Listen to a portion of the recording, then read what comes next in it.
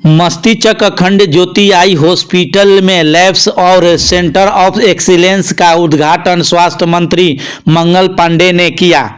बिहार सरकार के स्वास्थ्य मंत्री मंगल पांडे ने नगर पंचायत परसा बाजार के मस्तिष्क में अखंड ज्योति आई हॉस्पिटल कैंपस में रविवार के दोपहर 1 बजे अखंड ज्योति लैब्स और सेंटर ऑफ एक्सीलेंस का उद्घाटन किया। इस अवसर पर उन्होंने फीता काट कर नई सेवा की शुरुआत की। यह कदम राज्य में स्वास्थ्य सुविधा को बेहतर बनाने और नेत्र रोगों के क्षेत्र में उन्नत तकनीकी और सेवा प्रदान करने की दिशा में एक महत्वपूर्ण पहल है कि आज यहाँ संचालित होने से न केवल बिहार बल्कि बिहार के बाहर के लोगों को भी इसका लाभ मिल रहा है।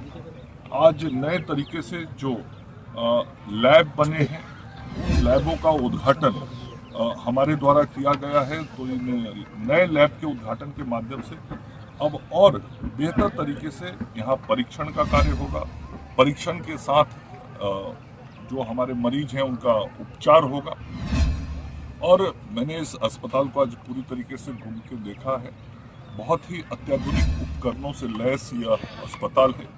और आदरणीय प्रधानमंत्री श्री नरेंद्र मोदी जी और माननीय मुख्यमंत्री श्री नीतीश कुमार जी का जो सपना है कि गरीबों की स्वास्थ्य सेवा की जाए और गरीबों के पॉकेट पे खर्च ना आए, उस दिशा में भी अखंड ज्योति परिवार और साथ में जो आयुष्मान योजना भारत की सरकार और बिहार की सरकार का मिल के चलता है, उसका भी योगदान है और उसका भी लाभ यहाँ लोगों को मिलता है। जहाँ आयुष्मान योजना के कार्डधारियों को यहाँ उपचार होता है मुफ्त में, वहीं दूसरी तरफ इस अस्पताल प्रबंधन के द्वारा भी विभिन्न सुदूर क्षेत्रों में कैंप लगा के वहाँ मरीजों को देखा जाता है, उनको लाया जाता है, उनका इलाज और उपचार किया जाता है। तो जो गरीबों की सेवा का भावना है और जो भाव है वो प्रत्यक्ष रूप से यहाँ परिणाम में दिखाई पड़ता है।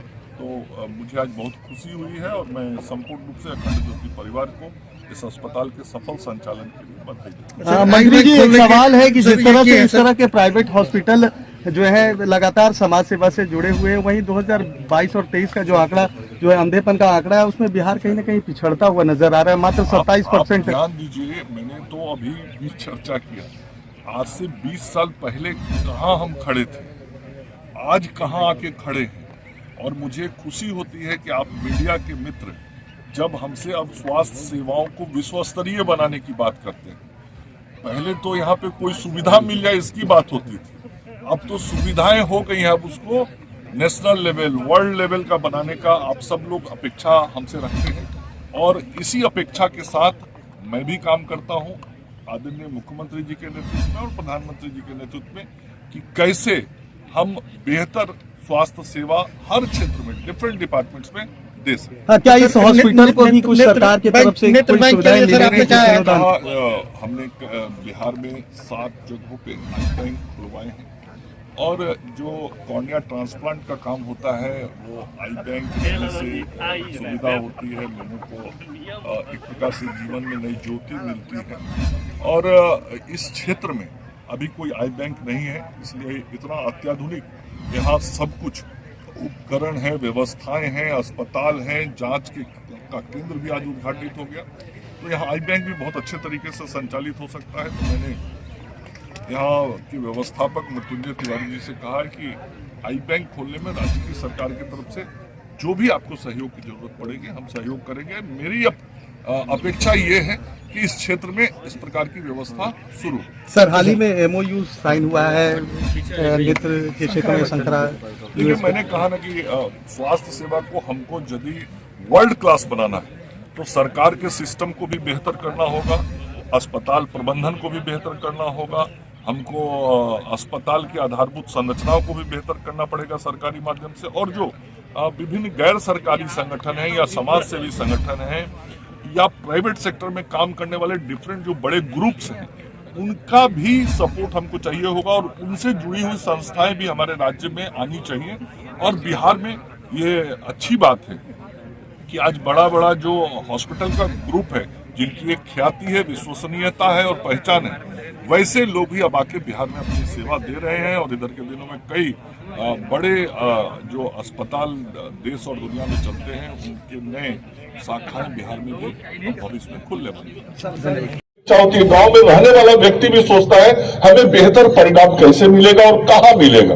तो हमारे संस्थान में लोग इस अपेक्षा के साथ आते हैं कि हमको यहाँ बेहतर परिणाम मिलेगा। और जिस प्रकार के उपकरणों को मैंने यहाँ देखा है, मैं कह सकता हूँ कि बिहार में मैंने जितने भी आंख के अस्पताल देखे हैं, निश्चित रूप से यहाँ जो उपकरण है वह बहुत ही गुणवत्तापूर्ण उपकरण है, लेटेस्ट इक्विपमेंट है और बहुत अच्छे तरीके से इस अस्पताल का निर्माण भी कराया गया है।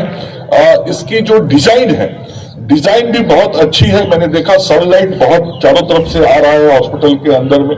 एक एक चीजों को बहुत बारीकी से बनाना पड़ता है। सामान्य भवन अस्पताल सामान्य भवन नहीं होता है, तो अस्पताल को बनाने में जिन बारीकियों का ध्यान रखना पड़ता है वो बनाया है। और जैसा डॉक्टर साहब ने बताया कि आज जो प्रयोगशाला का उद्घाटन हुआ उसमें molecular biology, microbiology, histopathology, biochemistry, haematology, ये सारी सुविधाएं, परीक्षण की जो सुविधाएं, वो सारी सुविधाएं अब यहाँ मिलेंगी। और यह प्रयोगशाला बिहार को नेत्र स्वास्थ्य अनुसंधान के क्षेत्र में एक निश्चित रूप से नई पहचान भी देगा। और जिस सोच के साथ पंडित श्रीराम शर्मा आचार्य जी ने अपने इस संगठन का निर्माण किया था, जिस सोच के साथ माता जी ने इस संस्थान को आगे बढ़ाया था, मैं समझता हूं कि ऐसे अस्पतालों की आज सेवा से उनकी सोच भी सार्थक हो रही है। और निश्चित रूप से उनका आशीर्वाद भी हम सब लोगों को लगातार मिल रहा है, तभी यह संगठन भी आगे बढ़ता जा रहा है। और जो विजन 2030 जिसका बैनर सामने लगा, मैंने विजन 2030 के बारे में भी पूरा पढ़ा है, समझा है। बहुत अच्छी सोच है। बिना विजन के कोई काम नहीं होता, बिना टारगेट के कुछ अचीव नहीं होता। जब भी कुछ करना हो जीवन में तो विजन होना चाहिए और विजन के साथ टारगेट होना चाहिए। तो जो विजन 2030 आपने बनाया है उसमें बहुत सारे आपने टारगेट्स तय किए हैं कि इसमें 15 लाख सर्जरी आप निःशुल्क करेंगे, 20 लाख दृष्टि सुधारक सर्जरी की जाएगी, लगभग 1 करोड़ 20 लाख लोगों का आप आई टेस्ट करेंगे। तो ये सारी चीजें आपने की है। 1500 लड़कियों के प्रशिक्षण की व्यवस्था आपके तरफ से की जाएगी। जो सर्जिकल आउटपुट है उसको बढ़ा के 4 लाख सर्जरी प्रति वर्ष किया जाएगा। तो ये सारे जो गोल आपने तय किए हैं, जिस प्रकार से आपका संगठन काम कर रहा है, मुझे पूरा विश्वास है कि आप हर गोल को अचीव करेंगे और इस संस्थान को हम सब लोग मिलकर एक विश्व स्तरीय संस्थान आगे आने वाले भविष्य में हम बना पाएंगे। और जीवन में ज्योति का ही सबसे ज्यादा महत्व। और किसी की आंख की ज्योति दे दी जाए या आंख की ज्योति को ठीक कर दिया जाए या नेत्र में आई हुई समस्या को ठीक कर दिया जाए तो उसे पूरी तरीके से एक नया जीवन मिल जाता है। आप सब लोगों के प्रयास से, आपके संस्थान के प्रयास से जो बताया गया कि पिछले 20-1 वर्षों के अंदर में जो लाखों लोगों के यहाँ 10 लाख सर्जरी, शायद बताया गया कि 10 लाख सर्जरी हुआ। तो ये सारे लोगों को जो आपने एक रोशनी देने का काम किया, वो रोशनी एक नया जीवन की तरह होता है। जब किसी बुजुर्ग को आंख की परेशानी और 50 का 60 का उम्र ऐसा होता है कि उसके बाद आंख और दांत की समस्या तो आती है। तो इस समस्या में जो पड़ता है और फिर जब उसको आपके उपचार के कारण अस्पष्टता होती है और आंख से बढ़िया से वो देख पाता है तो उसकी खुशी का अंदाज वही करता है। सामान्य रूप से हम लोग जैसा आदमी भी जो चश्मा पहनते हैं, पावर का ही जरूरत पड़ता है। जब डॉक्टर साहब टेबल पर बैठा के ग्लास लेंस लगाते हैं और पूछते देखिए तो ये अच्छा कि ये अच्छा, तो जब ज्यादा अच्छा वाला दिखाई पड़ता है तो मन में खुशी होता है, बड़ा बढ़िया से पढ़ ले रहे हैं। तो अंदर तो आप जरूर आई बैंक स्टार्ट करिए।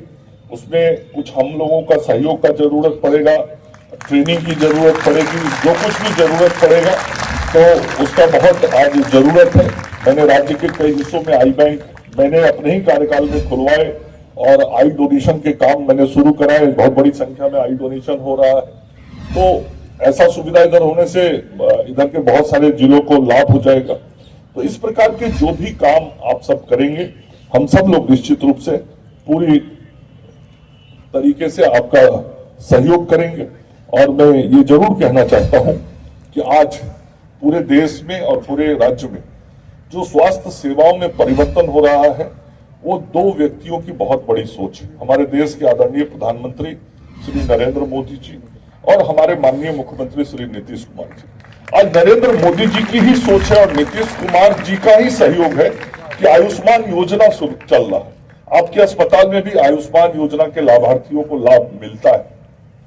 ये गरीब का पैसा नहीं लगता और उसकी आंख की सर्जरी हो जाती है, उसकी आंख की रोशनी वापस आ जाती है, उसका कैटरेक्ट का ऑपरेशन हो जाता है। ये कोई सामान्य बात नहीं है। गांव में रहने वाले सामान्य किसान का यदि 25,000 रुपया 20,000 खर्चा होता है ना, तो उसको 6 महीना साल भर का उसका बजट बैलेंस करना पड़ता है।